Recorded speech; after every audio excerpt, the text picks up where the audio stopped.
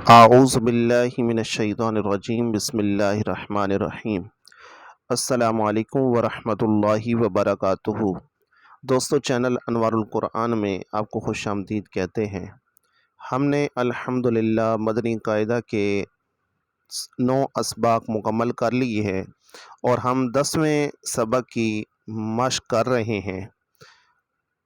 اس سے جو پیچھے والی ویڈیو تھی ہماری، اس میں ہم نے پہلے 4 اسباق کا جائزہ لیا تھا، اور آج ہمارا سبق نمبر 5 سے لے کر سبق نمبر 9 تک مشقوں کا جائزہ ہے۔ اس سے پہلے سب سے پہلے ہم نے جب قاعدہ شروع کیا تھا، ہم نے مفردات کے بارے میں پڑھا تھا، حروف تہجی الف سے لے کر یا تک۔ اس میں ہر ایک چیز کو سمجھا تھا کہ نرم حروف 3 ہیں، سخت حروف 3 ہیں، موٹے حروف 7 ہیں، موٹے حروف کو حروف مستعلیہ کہتے ہیں، اور ہونٹوں کے ملنے سے ادا ہونے والے حروف جو ہیں وہ 4 ہیں۔ یہ تمام باتیں ہم نے سمجھی تھیں۔ دوسرے سبق میں حروف مرکبات کو پڑھا تھا، اور اس میں ہم نے ایک ایک لفظ کی باقاعدہ ہم نے مشق کی تھی، اور اس کے بعد ہم نے سبق نمبر 3 میں حرکات کے بارے میں سمجھا تھا۔ زبر، زیر اور پیش کو حرکات کہتے ہیں۔ حرکات کو بغیر کھینچے، بغیر جھٹکا دیے نرمی سے معروف پڑھتے ہیں۔ الف پر کوئی حرکت یا جزم آ جائے تو اسے حمزہ پڑھیں گے۔ یہ ساری باتیں ہم نے کل کے جائزے میں سیکھ لی تھی، اور آج ہم شروع کر رہے ہیں تنوین سے۔ تنوین کسے کہتے ہیں؟ 2 زبر، 2 زیر اور 2 پیش کو تنوین کہتے ہیں۔ جس حرف پر تنوین ہو اسے منون کہتے ہیں۔ تنوین کیا ہوتا ہے؟ تنوین نون ساکن ہوتا ہے جو کلمے کے آخر میں آتا ہے، اس لیے تنوین کی آواز نون ساکن کی طرح ہوتی ہے۔ جیسے جب ہم ان کو پڑھیں گے تو ان کی آواز نون ساکن کی طرح آئے گی، ان، ان، ان۔ جب ہم ان کا جوڑ بنائیں گے، حمزہ 2 زبر ان، تو یہاں پہ نون ساکن کی طرح آواز آئی ہے۔ نون ساکن کیا ہوتا ہے؟ نون کے اوپر جزم ہو تو اسے نون ساکن کہتے ہیں۔ کسی بھی حرف کے اوپر جزم ہو تو اسے ساکن حرف بولا جائے گا۔ حمزہ 2 زیر ان، حمزہ 2 پیش ان، تو ان تینوں میں نون ساکن کی طرح آواز آ رہی ہے۔ تنوین کے ہجے کس طرح کرنے ہیں؟ یہ میم ہے، اس کے اوپر 2 زبر ہیں، 7 الف لکھا ہوا ہے، تو ان کے جو ہجے ہیں وہ اس طرح ہوں گے: میم 2 زبر من، میم 2 زیر من، میم 2 پیش من، من، من، من۔ زبر کی تنوین کے بعد کہیں الف اور کہیں یا لکھا جاتا ہے، ہجے کرتے وقت اس کا نام نہ لیں۔ مثلا یہاں پہ الف ہے، 2 زبر کے ساتھ تنوین کے ساتھ الف ہے، ہم نے جوڑ میں تا الف 2 زبر تن نہیں پڑھنا، بلکہ تا 2 زبر تن پڑھیں گے۔ اسی طرح تمام حروف میں زا 2 زبر زن پڑھیں گے، زا الف 2 زبر زن نہیں پڑھنا۔ سین 2 زبر سن، صاد 2 زبر سن، ضاد 2 زبر ضن، اس طرح پڑھیں گے۔ اور کہیں یا لکھا جاتا ہے، ہجے کرتے وقت اس کا نام بھی نہ لیں۔ جیسے یہاں پہ دیکھیں، دال ہے، ساتھ یا لکھا ہوا ہے، تو یہاں پہ ہم نے یا کو نہیں پڑھنا، دال 2 زبر دن۔ تو یہ چیز ہے۔ اس کے بعد تنوین میں ہم نے یہ جو خاص باتیں ہیں یہ سیکھ لی ہیں۔ اب آگے چلتے ہیں اگلے سبق پہ۔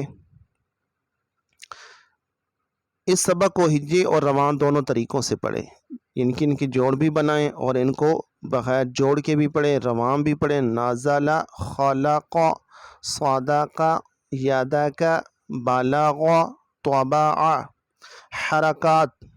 حرکات زبر، زیر اور پیش۔ تنوین 2 زبر اور 2 پیش کو کہتے ہیں، اور تمام حروف بالخصوص حروف مستعلیہ کی درستگی کا خاص خیال رکھیں۔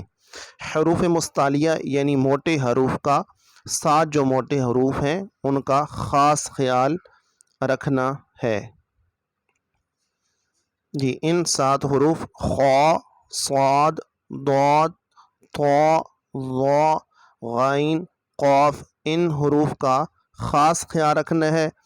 جب ان حروف کو ہم نے موٹی آواز میں پڑھنا ہے تو ہونٹوں کو گول کر کے پڑھنا ہے، تو خود بخود جو حرف ہے وہ موٹی آواز میں پڑھا جائے گا۔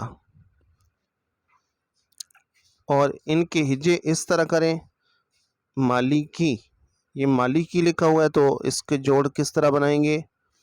میم زبر ما، لام زیر لی، مالی، میم اور لام مل کے بنے گا مالی، کاف دو پیش کن، مالی کن، یہاں پہ مالی کن ہے تو جوڑ جب بنے گا تو کیا بنے گا؟ مالی کن، میم زبر ما، لام زیر لی، مالی، کاف دو پیش کن، مالی کن۔ تو اس طرح ان کے ہجے کرنے ہیں۔ یہاں پہ نازلہ ہے، نون زبر نا، زا زبر زا، نازا، لام زبر لا، نازالہ، یعنی کہ کسی بھی زبر زیر اور پیش والے حروف کو کھینچ کے نہیں پڑھنا، زبر زیر اور پیش کو کھینچ کے نہیں پڑھنا، کسی بھی حرف ہو، کوئی بھی حرف ہو، سودوسو، تاجیدو، کیبارو، کوتیلا، ساخاتن، اذون، نافارن، اس طرح ہم نے خاص طور پر خیال کر کے پڑھنا ہے کہ زبر زیر اور پیش والا حرف بھی کھینچ کے نہ پڑھا جائے، ان کو صحیح مقدار کے مطابق ہم نے پڑھنا ہے۔ جو حروف کھینچنے والے ہوتے ہیں ہم نے صرف ان کو کھینچ کر پڑھنا ہوتا ہے، جو بغیر کھینچے پڑھے جاتے ہیں ان کو بغیر کھینچے پڑھنا ہے۔ اس کے بعد ہم نے پڑھا تھا سبق نمبر 7 میں حروف مدہ۔ حروف مدہ کیا ہوتا ہے؟ حروف مدہ 3 ہیں۔ اس علامت کو جزم کہتے ہیں، جس حرف پر جزم ہو اسے ساکن کہتے ہیں۔ ساکن حرف اپنے سے پہلے متحرک حرف سے مل کر پڑھا جاتا ہے۔ حروف مدہ کتنے ہیں؟ 3 ہیں، الف مدہ، واو مدہ، یا مدہ۔ یہاں دوستو دیکھیں، ساکن حرف اپنے سے پہلے متحرک حرف سے مل کر پڑھا جاتا ہے۔ جیسے یہ نیچے دیکھیں، واو ساکن ہے، اس سے پیچھے پیش ہے تو واو با کے ساتھ مل کر پڑھا جا رہا ہے، تو جو واو ہے ساکن ہے اور با ہے وہ متحرک ہے۔ اسی طرح یا ساکن ہے اور با متحرک ہے۔ الف سے پہلے زبر ہو تو الف مدہ ہوگا، یہ الف مدہ کی پہچان ہے۔ واو ساکن سے پہلے پیش ہو تو واو مدہ ہوگا، یہ واو مدہ کی پہچان ہے۔ اور یا ساکن سے پہلے زیر ہو تو یا مدہ ہوگا۔